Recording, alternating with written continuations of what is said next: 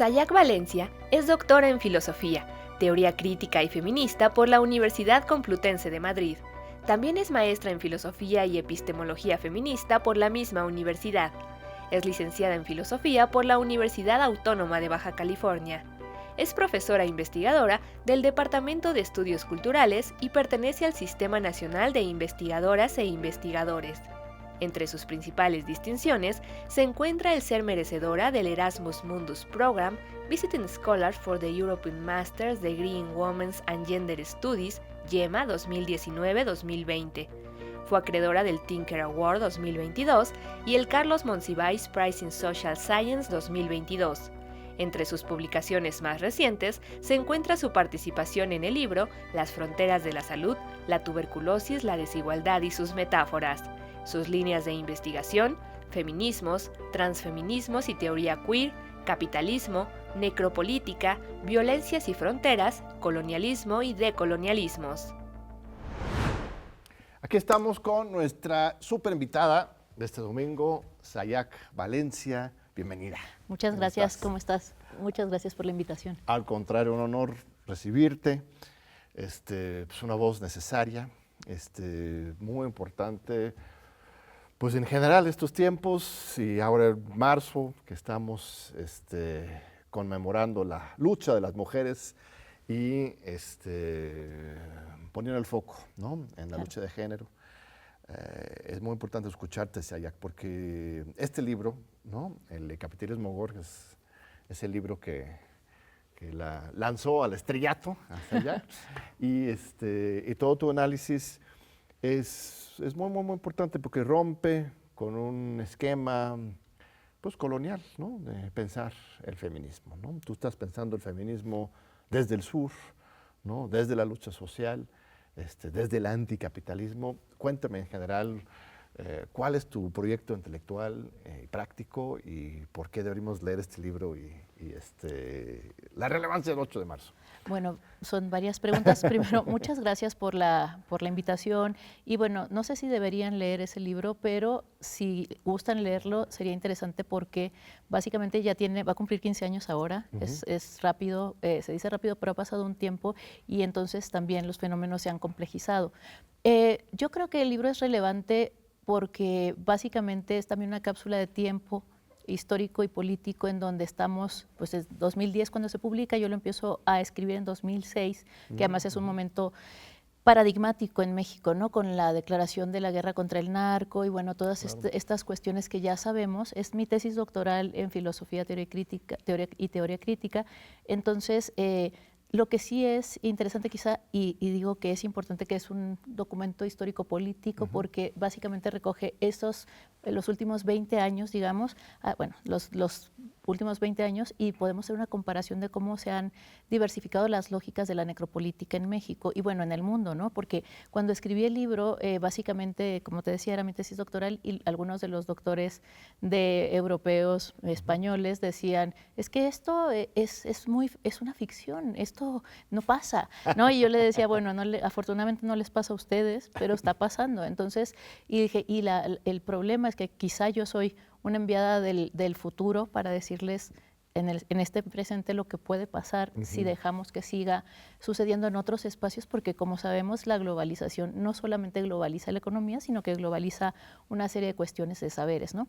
Entonces, ese libro es de los primeros libros que plantea la posición transfeminista que representa no solamente el feminismo de las personas trans, que por supuesto también, sino tomando el sufijo trans como en su contenido etimológico o en su sentido etimológico, habla de un tránsito y de un movimiento. Entonces, el transfeminismo es aquel que cuestiona el sujeto político del feminismo como un sujeto unitario, ¿no? Que el feminismo no es solamente para las personas feminizadas, sino que es una lucha por la justicia social y que además, como tú bien dices, también es una crítica anticolonial o decolonial o descolonial, porque tiene diferentes nombres y las nomenclaturas son muy importantes porque básicamente pues ahí está un poquito la cápsula, digamos, semántica que dice a qué tradición crítica pertenece. No nos vamos a meter en cuál es decolonial, cuál es descolonial y cuál es anticolonial, porque necesitamos varios programas, pero esta perspectiva es desde la perspectiva decolonial, anticolonial y escrita justamente desde un lugar que epistemológicamente era muy poco relevante en su momento y ahora también, que es Tijuana, ¿no? Las fronteras del mundo como zonas nacionales de producción, sí, de capital, pero también como zonas nacionales de sacrificio, que ya decía David Harvey, que es este lugar donde se encuentran los mundos, pero que básicamente podemos producir manufactura y también podemos producir alegría, diversión, la tierra más, el lugar más alegre de la tierra era Tijuana, según Krusty, ¿no? Los Simpson, pero también era un desafío epistemológico para decir lo que pasa en esta frontera también es leído desde estos sujetos fronterizos para decir qué está pasando aquí, porque también el pensamiento centralista pues ha derivado en una serie de desatenciones a las fronteras que después pues resultan en lo que tenemos ahora. Trabajas ahora en Tijuana, ¿naciste ahí también? Sí, soy de Tijuana. Es muy importante que ubiques el contexto de generación de este libro, este contexto de la guerra contra las drogas de Calderón, que en particular en la frontera norte se convirtió en un infierno, un baño de sangre, aunque también en todo el país. Ahora otra vez está en disputa la frontera, ¿no? Con Trump, por presiones de Trump. El gobierno de México ha mandado 10,000 tropas, ¿no? A la frontera norte. Ya no está la guerra contra las drogas, ya hay otra estrategia, pero la violencia, el capitalismo gore, continúa. ¿O qué transformación has visto en estos 15 años? Bueno, hay varias, pero básicamente algo que ya se veía en la frontera era la cuestión de la migración, porque es lo que pasa en la frontera, ¿no? Migración, sobre todo como país expulsor de migrantes, pues el cruce cotidiano. Y eso es parte también de la generosidad de la frontera, digamos, o de la belleza de la frontera, esta biculturalidad. Sin embargo, el fenómeno de la migración se volvió el problema. Yo creo que ahora, más que en ese momento, es el problema y es también donde se articulan una serie como de nichos de mercado que confluyen, que tienen que ver con justamente el secuestro, con todos estos mercados, digamos, negros, pero también mercados del crimen organizado, que sería secuestro, extorsión, venta de órganos, cosas bastante cruentas que a lo mejor en la cotidianidad vemos en periódicos amarillistas, pero que no son una ficción, sino que realmente suceden, y que además la violencia contra los migrantes también se vuelve no solamente una cuestión de represión hacia los migrantes, sino incluso se vuelve una violencia de escarmiento e intimidatoria, pero también una cuestión donde se vuelven una especie como de nicho de mercado cautivo porque tienen una especie de circularidad de esta violencia a la que están sometidas, ¿no? Van desde del sur, desde los países, básicamente hasta hace por lo menos 8 o 10 años eran solamente centroamericanos, ¿no? Y toda esta violencia también colonial y de discriminación contra estas personas que no son turistas, no son rubios, no vienen a embellecer el país, sino que pues están desafortunadamente por distintas cuestiones políticas y también de precarización, tanto económica como ambiental, ¿no? Hay una despoblación de aquellos espacios que vienen a México, que en principio pues era un país no amable, pero no directamente hostil, y ahora se ha vuelto un país casi como un tránsito de 5,000 kilómetros, que es una distopía para ellos y para las personas también que migran dentro del país. Pero la migración se ha vuelto justamente este espacio de necropolítica aplicada y que genera muchos mercados, ¿no? Y que además genera mercado en el sur de la frontera, en el centro del país, pero también en el norte y en caso de que logren cruzar en el espacio de detención en Estados Unidos. Entonces tenemos una continuidad de la necropolítica, que es la política de la muerte, para aclarar, nada más que antes era más alrededor de la guerra contra las drogas y ahora la guerra contra los migrantes, pero sigue siendo una continuidad de la lógica de la violencia, ¿no? Y algo muy específico es que los migrantes y las personas que se dedican al narcotráfico, al crimen organizado en sus escalafones más bajos, casi siempre son personas racializadas, regularmente varones jóvenes que en el imaginario cultural aparecen como criminales solo por ser morenos o migrantes o personas con un fenotipo pues no caucásico, y que eso ya los criminaliza, que sucedía mucho en Estados Unidos, ¿no? Con comunidades latinas y sobre todo afroestadounidenses, pero que ahora es una lógica que se ve como que refrenda o de alguna manera reafirma estos mitos coloniales del monstruo, ¿no? Entonces, las pandillas, las maras, todos estos, pero dentro de esa estética y de esa lógica no vamos como a la estructura que hace que esto suceda. Y entonces sí, hay una explosión, pero ahora el foco cambió hacia la migración, aunque lo otro no se haya resuelto. ¿Coincides con la teoría de Osvaldo Zavala de que los narcos no existen? Aquí hasta Osvaldo tenía una crítica muy clara sobre justamente la utilización ideológica, mediática de la figura del narco para recubrir justamente procesos de violencia más estructural, ¿no? Ajá, bueno, el libro de Osvaldo se llama Los cárteles no existen. Los cárteles, perdón, no sí, los narcos, sí, gracias por la aclaración. Ajá, y yo creo que es interesante la aproximación, pero me parece peligrosa, porque para empezar la palabra cártel significa, o es una palabra en alemán que significa empresa, ¿no? Entonces los cárteles sí existen, y existen más allá del narcotráfico. Yo creo que esa sería como mi reflexión.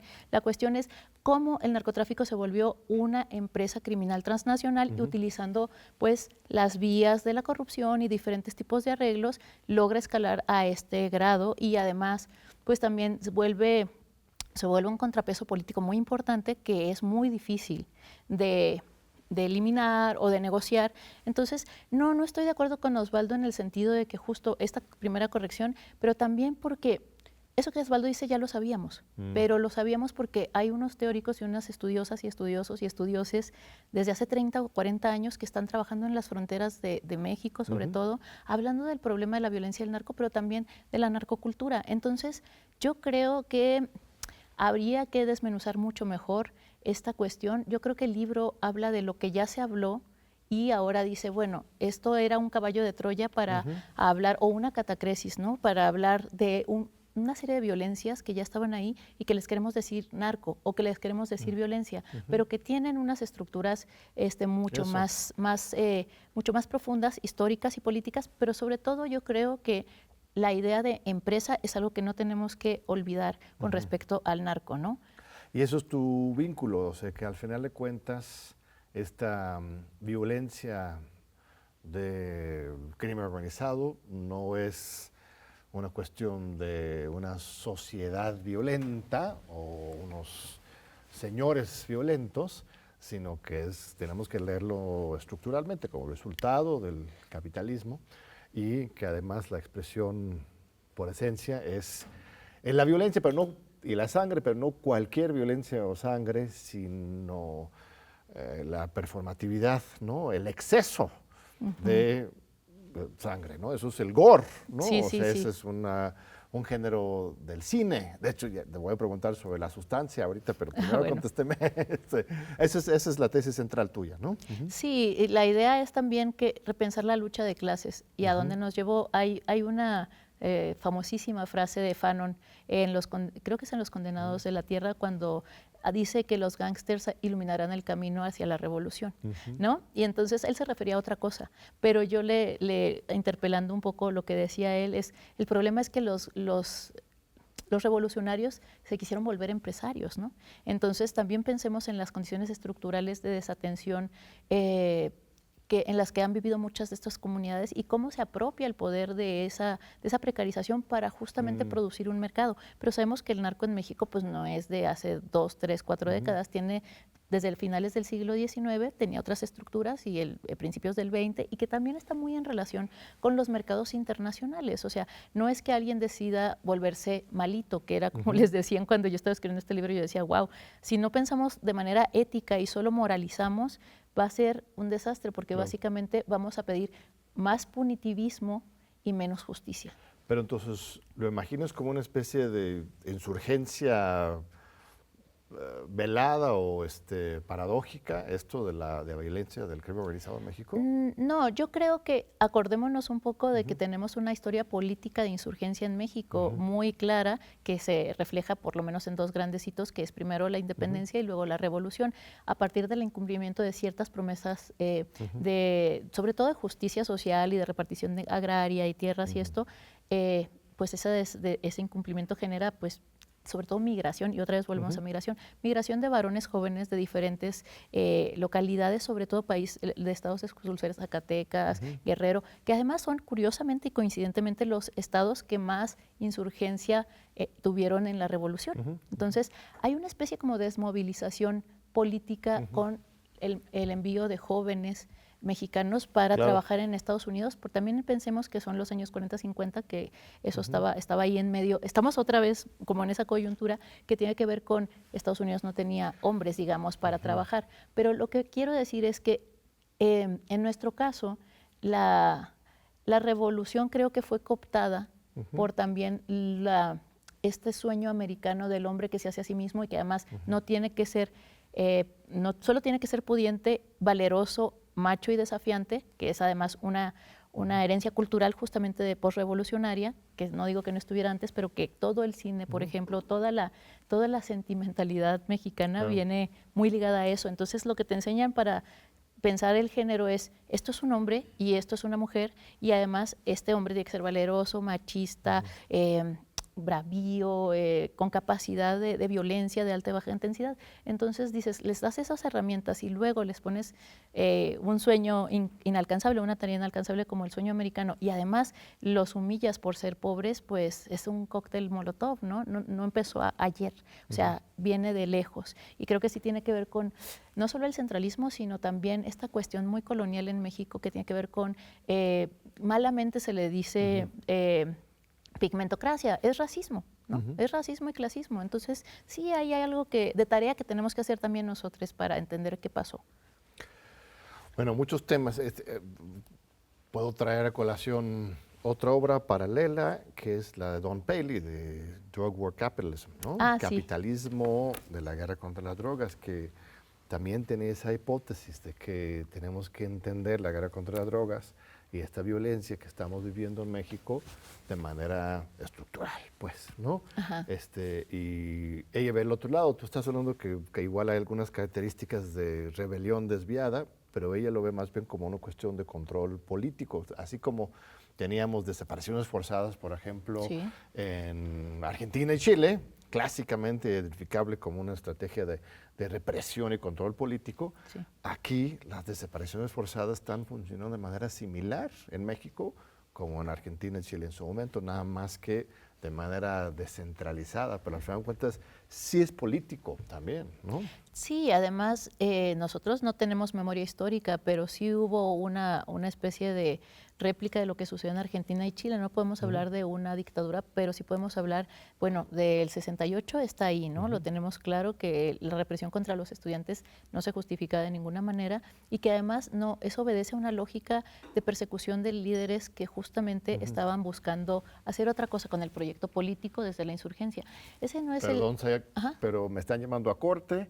Y en unos minutitos más regresamos para continuar con este fascinante diálogo con la filósofa Sayek Valencia. Muchas gracias, Sayek. Gracias al público. Nos vemos ahorita en 2 minutitos. Aquí estamos con Sayek Valencia, la doctora Valencia de Colegio de la Frontera Norte. Ella es una pensadora muy profunda sobre estos temas de la violencia, el capitalismo.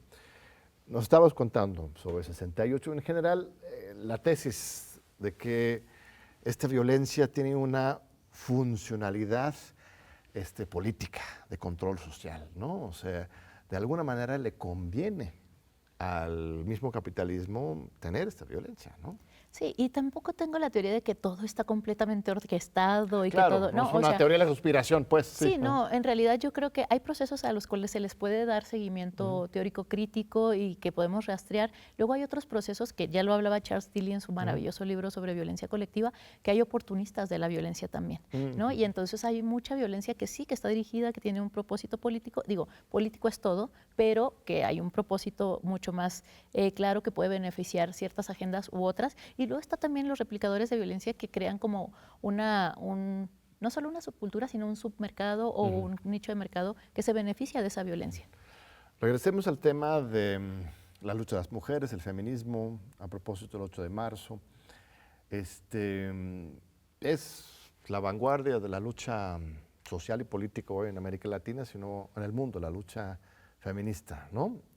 Bueno, mira, en el sentido etimológico también, ¿no? Es primero, las que estamos poniendo el rostro y la cara, Así sí, es. en ese sentido es vanguardia, pero también en el sentido bélico, ¿no? Ujú. Porque también es el movimiento que está teniendo más embestidas ahora por parte de los ultraconservadores y por parte, pues, de diferentes tipos de agendas que curiosamente están compuestas por una serie de tecnócratas, managers, tecnofeudales, presidentes de países, líderes religiosos, personas comunes que piensan que el feminismo es que odiamos a los hombres y que nos comemos a los niños. Entonces, ahí hay un enjambre complejo, ¿no? Y que además es muy polarizante y que por eso me parece que es muy importante que me preguntes qué onda con el feminismo o si somos la vanguardia. Yo creo que el feminismo, los feminismos también son muchos, diferentes, con agendas muy diversas y situados muy concretamente en ciertos territorios, en ciertos espacios.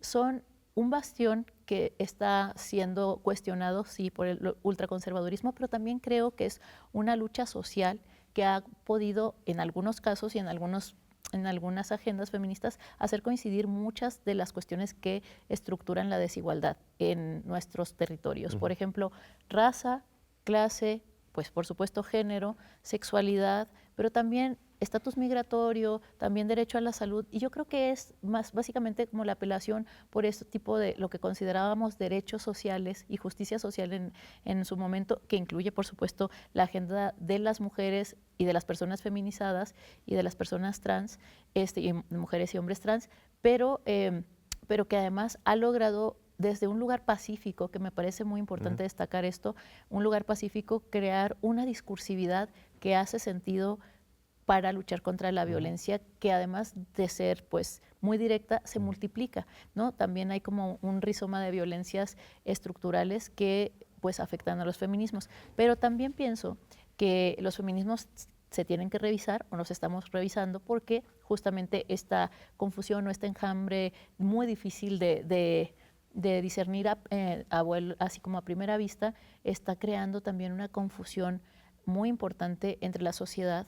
Y creo que si no nos posicionamos como personas incluyentes desde los feminismos por la justicia social y por la inclusión de todes, también incluyendo a los hombres y también a todas otras personas, pues entonces estamos siendo curiosamente y desafortunadamente tocando bases conservadoras que no nos corresponderían.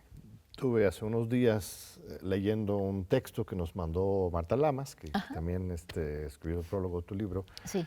La invitamos a un congreso importante que organizamos cada año en el PUEDS, en que justamente se está haciendo una crítica, todavía no está publicado el texto, pronto en el PUEDS lo vamos a publicar, una crítica un poco el moralismo de algunas corrientes feministas sectarias, excluyentes, y una invitación de su parte de tejer pues un gran abanico de unidades, la palabra política ya muy trillada, sino de articulación y de esfuerzos conjuntos para evitar esta fragmentación y esta de repente guerra interna dentro del mismo feminismo, ¿no? Sí, y además es que creo que esto crea mucha desinformación. O sea, lo que creo que está sucediendo ahora con los discursos antifeministas o algunos feminismos transexclusionistas que convergen justamente con este pensamiento que se supone radical y que de radical no tiene nada, ¿no? ¿Cuál? El pensamiento transexclusionista radical. Transexclusionista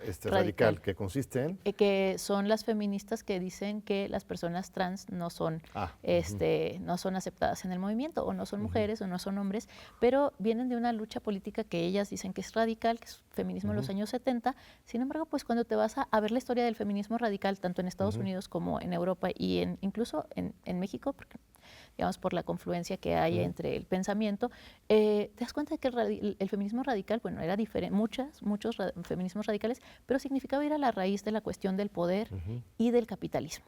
¿Sí? Y entonces encontramos que muchos feminismos transexcluyentes no cuestionan el capitalismo, no cuestionan la raza, no cuestionan la desigualdad social, solo les interesa el sexo.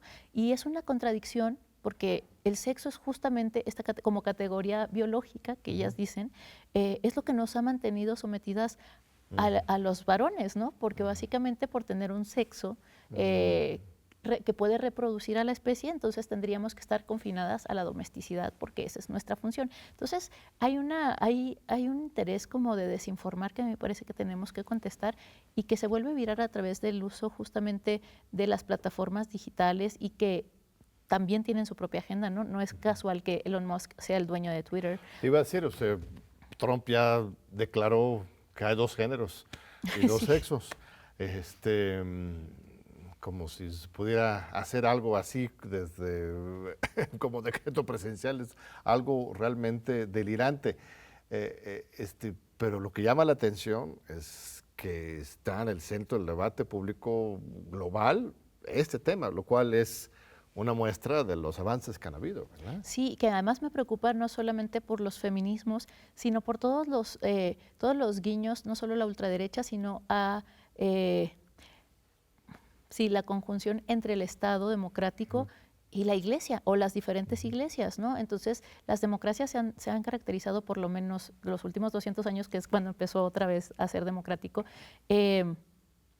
no estaban, o sea, como que ha habido una lucha constante entre separación Estado-Iglesia. Y lo que está haciendo Trump es unir estos poderes Claro. y creando una especie como de mesianismo muy distópico que mezcla unas narrativas que se contradicen entre sí, pero que si lo ves en pequeños clips de 30 segundos en TikTok o en cualquier lado, te hace sentido. Pero si tú te das cuenta de lo peligroso que es volver a hacer este merge o esta fusión entre la Iglesia y el Estado y sus prerrogativas sobre el cuerpo de las poblaciones, que no solamente, no es que haya uno, 2 o 200 sexos, sino que están tratando de legislar el cuerpo, el deseo y la identidad de las personas, que además creo que en todas las constituciones, pero sé que en la nuestra sí, el derecho a la identidad es el primer derecho, Sí.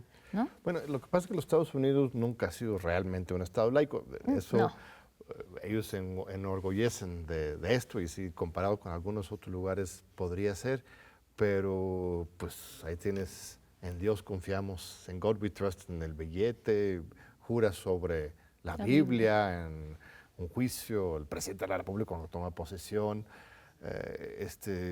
los pastores pueden ser candidatos. Ajá, sí. O sea, en realidad México es el ejemplo del Estado laico, aunque aquí también tenemos bastante imbricación de las esferas. Es algo realmente muy fuerte. En México tenemos una presidenta mujer. Tuvimos un debate hace unos meses, en justamente este coloquio anual que organizamos, entre Marcela Lagarde y Raquel Gutiérrez Aguilar, que estuvo aquí también, Raquel y Marcela también, en que estaban intentando debatir y analizar hasta qué punto la llegada de una presidenta implica un viraje cultural, social, político, ¿no? Por lo menos como síntoma de algo profundo que está pasando en nuestro país. Y hasta qué punto hasta puede ser una distracción. ¿Dónde caes tú en esta discusión? Bueno, antes de ir a esa pregunta que me parece muy importante, quería dejar esto claro de lo de Estados Unidos, sí, Adelante. porque como tú dices, está muy imbricado, pero siempre se ha soterrado, ¿no? Si no conoces tanto porque lo distractor en Estados Unidos es que todo es cultura, la cultura de los medios, la geopolítica, y la gente realmente no sabe bien a bien cómo está estructurado el Estado en Estados Unidos. Sin embargo, hay una crítica constante, no te voy a decir que desde siempre, pero por lo menos desde los años 60, 60, 70 contra los estados islámicos, por ejemplo. Claro, entonces, exacto, ahí sí ellos son poco civilizados porque tienen su estado religioso, ¿no? exacto, y entonces ahí creo que ahí las antinomias salen a la luz, y yo creo que este es un momento muy interesante para analizar esas antinomias y regresar al pensamiento crítico, a eso y también a nosotros. Y de verdad, México tiene muchísimas cuestiones, claro, que se tienen que discutir, pero sí es verdad que frente al escenario político actual, que no pensamos nunca que México, siendo tan conservador como es, fuera a ser un bastión democrático, ¿no? Y no religioso, o al menos, por lo menos, se mantiene esta separación, por lo menos en el libro, digamos, o de facto hay muchas digamos, Nuance, eso, se me mezclan, soy Matices, de matices. tijuanense, entonces Sí, nuance sería matiz, ¿no? Sí, matices. Entonces, y ahora yendo hacia lo de la presidenta de este país, me parece que pasa un poco como lo que pasó con Obama, que también es una victoria simbólica y política para una población que ha sido muy oprimida en este país, pero que no solamente ha sido muy oprimida por la domesticidad del género, sino también una población casi sacrificial. Las cifras de feminicidio en el país son altísimas, ¿no? O sea, ya no te puedo decir si 10, 11 o puede ser que más, porque también eso es muy difícil de decir, porque sabemos que la estadística tiene sus dificultades. Sin embargo, creo que en este momento, en este escenario político, me parece que sí es un lugar en el cual las otras democracias se pueden ver y pueden decir, ok, México está haciendo una cosa distinta. Me parece muy importante que haya una presidenta mujer,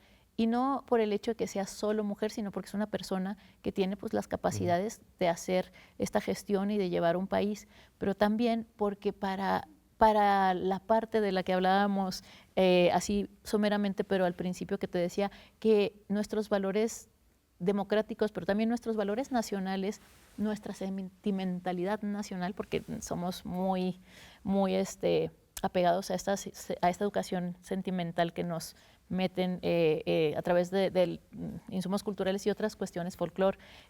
No estaba en el escenario político la idea de que las mujeres pudieran ser presidentas.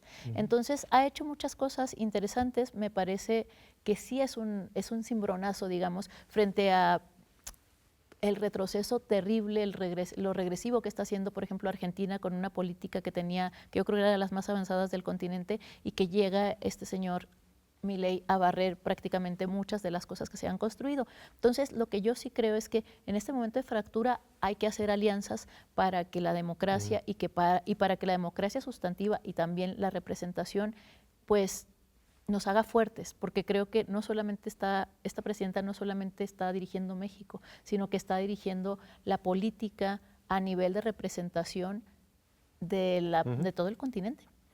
Sí, la primera presidenta de Norteamérica, ¿no? O sea, porque Violeta Chamorro en los tanto- 80s fue Bueno, Norteamérica, México, para allá, México sí. hacia arriba. América Latina no, había muchas mujeres, pero Trump ganó a Clinton y ahora a Kamala, y sí es impresionante. Desde fuera uno ve a México como un país pues machista por excelencia. Lo es, como todo el mundo es, y ahorita llegamos al punto específico, pero sí este Estado laico tan radical, herencia de nuestra revolución, sí ha abierto espacios, la misma la reforma constitucional en materia de cuota de género, que la mitad del Senado, la Cámara de Diputados, cualquier cuerpo colegiado tiene que ser paritaria.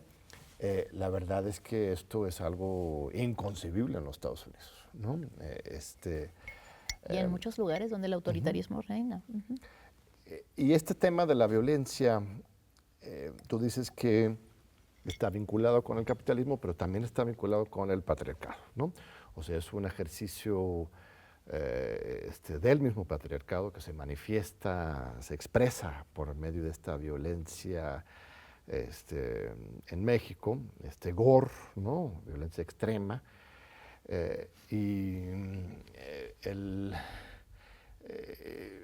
Uno se queda con la duda, bueno, estaba leyendo tu libro, me quedo con la pregunta, ¿es cierto? No hay mujeres narcas. Bueno, sí hay, pero son las esposas de las novias de, o sea, en realidad, ¿puedes pensar un ejemplo de una mujer capo? Es realmente un mundo absolutamente hiperpatriarcal, ¿no? Bueno, es que yo creo que el vocablo patriarcado se vuelve como de uso común para hablar de esta ejecución de poder o esta distribución del poder hacia los varones como centro. Sin embargo, yo considero, y creo que esto es muy importante, no pensar la masculinidad como una cosa equivalente al patriarcado, pero sí que puede derivar de él, como una especie de trampa política en donde perteneces a la masculinidad, entonces tus derechos están abocados a servir a este patriarcado. Yo en ese libro y en otros lados le denomino necromasculinidad, porque no son todas las masculinidades. Lo que me parece importante es que, aunque estemos hablando a bote pronto, hacer especificaciones es importante, porque luego parece que es toda la gente de todos los lugares, con todas las condiciones políticas, sociales, económicas, son esto, ¿no? Y dices, no, porque yo estoy hablando del necropatriarcado y de los sujetos endriagos, que son los que hacen un ejercicio de violencia directa, de baja o alta intensidad. Te voy a parar porque sacaste el concepto central. Voy a ver, lo tengo aquí apuntado. Es un monstruo griego, ¿no? Es Medieval. Es el endriaga. Endriago. Porque lo pasaste muy rápido, pero explícanos al público Sí. qué es este concepto de la subjetividad endriaga o los endriagos. Ok, nada más termino un poco con lo que estaba, para cerrar con lo de la necromasculinidad, Sí. puede ser desde el señor Trump, que da órdenes ejecutivas para deportar a miles de personas y crear y saber que estas personas las estás destinando pues a muchas cosas, pero sobre todo a que pueden ser muy vulnerables y por supuesto pueden terminar asesinadas o pueden terminar muertas por diferentes cuestiones. Pero también pues obviamente el sicario de el rango más bajo hasta un señor que está que asesina pues a su pareja sentimental, porque lo que comparten es el ejercicio de la violencia de alta intensidad que les da la legitimidad por el patriarcado, pero no significa que eso, que la masculinidad que sea un destino, digamos, ¿no? Que sea un destino ser violentos o ser terribles. Claro, por supuesto, o sea, ser hombre no implica necesariamente reproducir esos patrones. Y ¿no? sobre todo lo que me importaba ahí era como invitar a decir, ok, los endriagos, y ahora ya voy hacia el sujeto endriago. Perdón, pues es que tú tienes todo el esquema filosófico armado y nos lo tienes que dar por partes porque Sí, si no nos perdemos. Perdón, sí. Entonces sí, también podemos volver sobre los temas. El endriago... Pero ¿sabes qué? Dime. Me están llamando otra vez A corte. así que ahorita regresando Volvemos al con el corte endriago. nos va a explicar qué es la subjetividad endriaga. ¿Cuáles son los endriagos y qué tiene que ver con la violencia, el patriarcado, el capitalismo? Y no se vayan. Ahorita regresamos con la doctora Sayak Valencia. Continuamos aquí con la filósofa Sayak Valencia. Muchas gracias por estar con nosotros. Gracias, Sayak. Gracias. Nos hemos quedado esperando tu definición de endriago y qué función tiene en tu obra y por qué es importante pensar las cosas así. Sí, en el endriago, a ver, yo cuando estaba haciendo este libro pensaba, y creo que lo comenté así muy rápidamente, que el problema para pensar el narco en México es que solo se pensaba desde la moral y se pensaba de un lugar bastante clasista y bastante racista, ¿no? Porque de repente las personas monstruosas y malas eran todas del mismo color y de la misma clase social y ¿no? Como estos chivos expiatorios pero feroces. Entonces, yo pensaba, y entiendo que no todo el mundo lo habrá pensado, pero yo decía, el elefante blanco en la habitación es una crítica a la masculinidad violenta.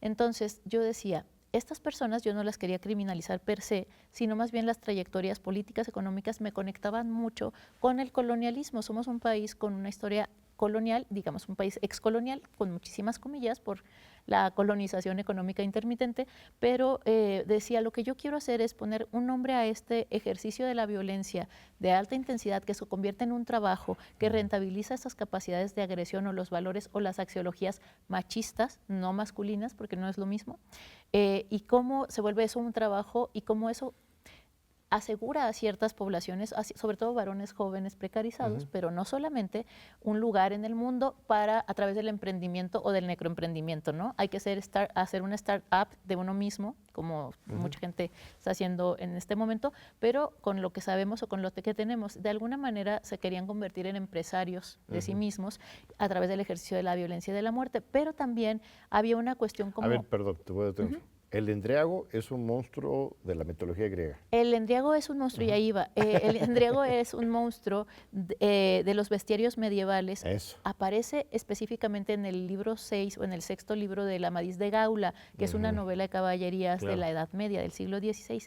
Y dices, ¿y qué tiene que ver? Bueno, tiene mucho que ver porque la construcción de la construcción de esa otredad o de ese monstruo que tú sabes y todos sabemos que monstruo significa mostrar, no significa nada más que mostrar, que viene del latín, estos monstruos seguían reproduciendo con la misma cara que en las crónicas coloniales. Entonces yo decía, ok, esta es una forma de extensión del colonialismo por otras vías para criminalizar a los mismos sujetos y que no se resuelva nada. Pero el endriago tiene unas características muy importantes. Es una cuestión como híbrida entre dragón, león, hombre, con muchísima fuerza, muy feroz. Y la manera, y sobre todo el territorio donde habita el endriago en la novela, es una ínsula como que describe... lo describen como los territorios del norte de México, básicamente del septentrión, donde nadie puede entrar porque este es un feroz y se come a los caballeros. Entonces solamente la civilización entra a través de la Madiz de Gaula, a través del caballero, que en esta actualización de las lógicas serían los hombres blancos que vienen a salvarnos de estos hombres morenos, ¿no? De política externa. De repente me veo un flachazo de un anuncio que utilizó un precandidato presidencial, diciendo que si él fuera presidente aplicaría la inteligencia artificial y las cámaras para detectar hasta con la forma de caminar de la gente quiénes eran los delincuentes y no, o sea, eso es como el extremo de esta visión, ¿no? Sí, ese es el cumplimiento ya digamos que del tecnofascismo para poder criminalizar poblaciones. Y eso es un anuncio que hacía Cambridge Analytica, que es esta consultora que llevó a Trump al poder la primera vez y que seguirá seguramente trabajando, pero que ya no existe porque Facebook había vendido datos, y creo que hay un gran documental ahí en Netflix donde se puede ver esta relación de Cambridge Analytica. Cambridge Analytica, cuando se promocionaba, decía eso, que te podía hacer un registro y un seguimiento para evitar que entrara la gente mala a tu país, y sí, tiene mucho que ver con esta confirmación del sesgo colonial, que es quiénes se van a ver siempre igual y quiénes son los criminales por antonomasia. Entonces, de alguna manera, el endriago, lo que yo quería hacer era decir, es una consecuencia de todas estas lógicas. O sea, los últimos 500 años han pasado muy rápido y han pasado muchas cosas, pero básicamente el estereotipo del monstruo seguimos siendo nosotros, ¿no? Las personas, sobre todo racializadas o mestizas, no blancas. Entonces, eso era algo que me parecía muy importante para no criminalizar per se. No naces malo, nadie nace malo, ni criminal, por supuesto. Esa no era mi perspectiva. Pero además, darle esta dimensión monstruosa era como una especie también de enseñar cómo nos estaban proyectando estas imágenes atroces, pero al mismo tiempo creaban una didáctica de la violencia. No sé si tú te acuerdas en los años 90 cuando estaba el caso de el Mocha Orejas, ¿no? Que te enseñaban, es malísimo, pero te enseñaban los costales de dólares después de la crisis de los 90, el efecto tequila, que todo el mundo estaba sufriendo mucho esa crisis y te estaban enseñando a hacer dinero rápido. De alguna manera hay una responsabilidad también de los medios y de su difusión didáctica de esa violencia. Ahora están cambiando un poco las cosas, pero sí hay una responsabilidad de lo que mostramos y cómo. Ahora, hablando del gore, seguramente ya viste a La Sustancia. Sí, 2 veces. Yo también, 2, 3 veces creo. Una utilización del gore para exhibir, demostrar, bueno, casi es una aplicación de tu teoría, ¿no? Esa película. ¿Te gustó, te encantó o Mira, no te convenció? Me parece que es una película, me gusta que sea compleja y que parezca simple. Es una película que piensas que se trata de una persona que llega, una mujer que llega a una edad y es reemplazable porque así son las lógicas de género. Las mujeres mayores no son sexualizables, entonces no venden, lo cual es un error y es mentira, pero básicamente esa es la premisa, ¿no? Lo que me gustó de la película es que es muy incómoda y creo que la incomodidad es algo a lo que nos estamos desacostumbrando. O sea, no digo que tengamos que vivir en la incomodidad, pero sí por qué nos incomoda, ¿no? Preguntarnos por qué nos incomoda. La película es extremadamente larga, demasiado sangrienta, pero gore en el sentido de que es sin motivo, no tendría sentido que eso sucediera, pero sí me parece que es una película además muy erudita en la serie B, ¿no? Cuando tú ves todas las referencias que hay, desde, bueno, y también de la literatura, de Dorian Gray, ¿no? Que el cuadro se haga viejo y yo no, bueno, una serie de cuestiones que si tú no sabes nada de literatura ni de cine de los 80 de serie B, no pasa nada, igual te va a incomodar. Pero creo que la directora, el gran acierto de la directora es que utiliza los recursos contemporáneos para generar una incomodidad sensible, ¿no? Como que muchas de nosotras y todos, yo creo, lo entendemos mucho mejor cuando nos pasa por el cuerpo. O sea, cuando la narrativa pasa y te toca el cuerpo, entonces generas como una especie, la incomodidad genera una especie de pregunta. Y a lo que voy es que me parece que es una película que sí habla del problema de los estereotipos de belleza y de género, sobre todo de las mujeres, pero sí me parece que es una película que quiere hacer una retórica feminista sin feminismo. Te digo por qué. Porque ¿Eso lo ves bueno o malo? yo lo veo muy conservador. Sí, y veo que la manera en que el conservadurismo y la ultraderecha está llegando a nuestras vidas cuando somos de izquierda o somos personas que no estamos a favor de la injusticia social, sino de la justicia social, podríamos suscribir esos proyectos porque son unos consensos que a veces suenan muy ambiguos, que tú vas a suscribir desde donde tú estás posicionado y la otra persona desde otro lugar. Pero lo que me parecía a mí contencioso y también interesante es, la señora esta es multimillonaria, pero no tiene ni un asistente, ni un amigo, ni una amiga, nadie, no tiene red, no tiene nada. Eso es imposible.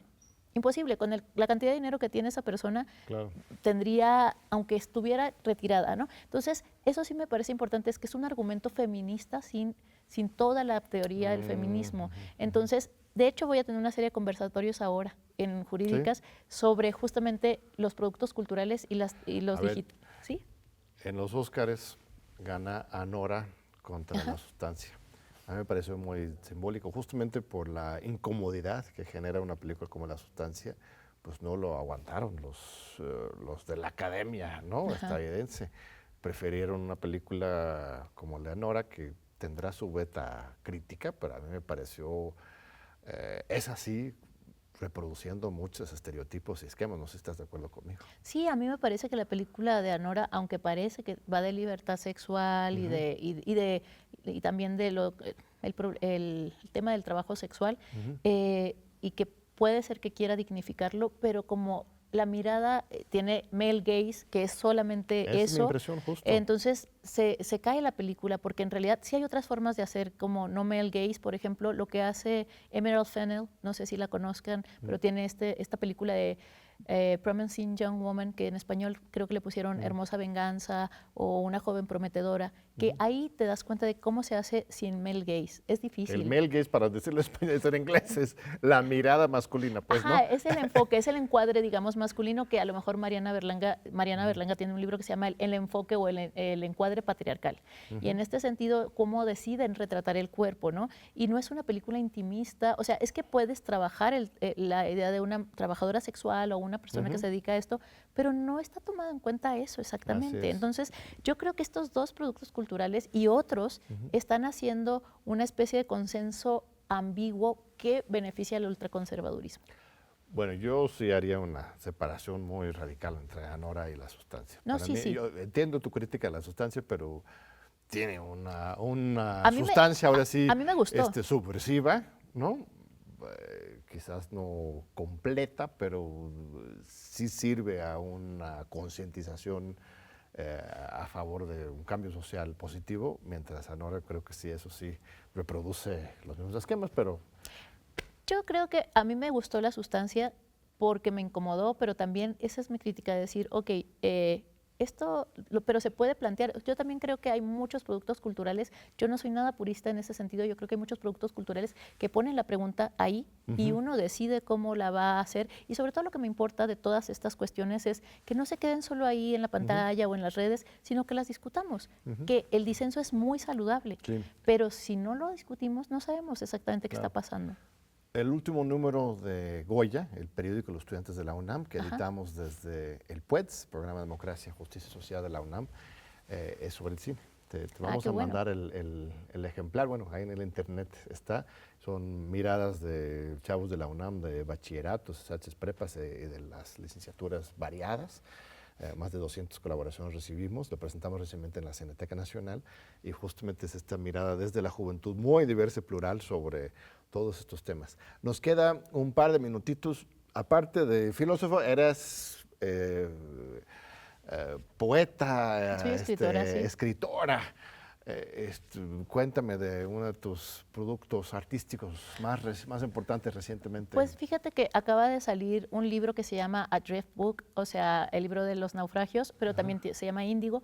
Lo publicó Utópicas, esta editorial de la librería Utópicas, y acaba de salir, lo estamos promocionando, y es un libro, es una novela, es una transnovela sobre un detective trans, pero eso no es el tema solo, sino el tema es que es una novela negra que de tan negra se vuelve una novela morada, y entonces ahí te va llevando pues a descubrir como dos procesos al interior de la novela. Y eso es lo más reciente. Lo anterior es un libro pequeño que se llama Transfeminismos y políticas postmortem, y ahí hablo, es como la semilla de un libro más grande que estoy terminando ahora, que es sobre la politización del afecto en contextos de mucha violencia en el continente, por ejemplo, dictaduras, cuestiones así, pero también desaparición forzada en México, y cuál ha sido el papel de los feminismos y de otros grupos como que están buscando otros tipos de justicia que no sean solo los legales, porque sabemos cuáles son las problemáticas en nuestro país con el sistema legal, sino otras formas de acción o de reparación también, pensando mucho más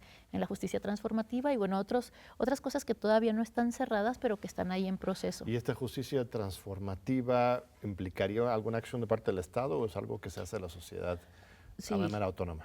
Mira, se puede hacer de las dos maneras, pero yo estoy investigando por ahora la parte autónoma y ver si de alguna manera eso puede llegar a dialogar con la construcción de una política que pueda ser de puente entre eso. Pero lo que estoy investigando ahorita es esto, y también porque no soy abogada, entonces tengo que saber más sobre la parte, digamos, dura. Me gusta estar bien informada de las cosas para poder tener una opinión. Pues qué gusto tenerte aquí en la UNAM este semestre.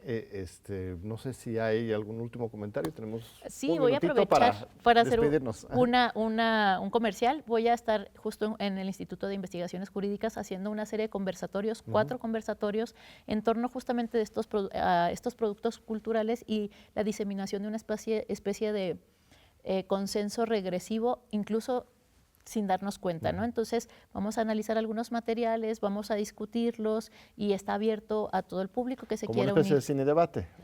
Sí, pero no lo vamos a ver en el instituto, digamos que se van a llevar la tarea de verlo, o vamos a ver si podemos organizar un espacio donde sí nos puedan permitir ver sobre todo va a ser cine y algunos reels de algunas plataformas digitales y textos, por supuesto. Entonces va a ser como este espacio para conversar desde cualquier perspectiva y cualquier trayectoria, tanto política, pero también con cualquier tipo de formación o no formación académica, porque creo que eso es muy importante, o sea, volver a traer al cuerpo el cuerpo social al espacio público o al espacio académico para ver qué es lo que realmente está pasando, hacer un termómetro social de qué está pasando y cómo podemos, pues justo, discutirlo, hacer consensos o disensos, pero que sean articulados en el uno a uno, para evitar justamente la espectralización que hacen las redes y que luego crea unas polarizaciones que dices, ¿en serio estamos ahí? Si lo hubiéramos hablado directamente hace un tiempo, creo que sería otra historia. Magnífico. Pues muchas gracias por estar con nosotros, estimada Sayek. Vamos a estar muy atentos de estos eventos conversatorios en Jurídicas. También te vamos a invitar al PUEDS para que nos acompañes a algún conversatorio. Muchas gracias y gracias a nuestro público tan amable que tan fiel está con nosotros todos los domingos a las 7 de la noche y te esperamos de nuevo en 8 días aquí en tus Diálogos por la Democracia de Telemundo.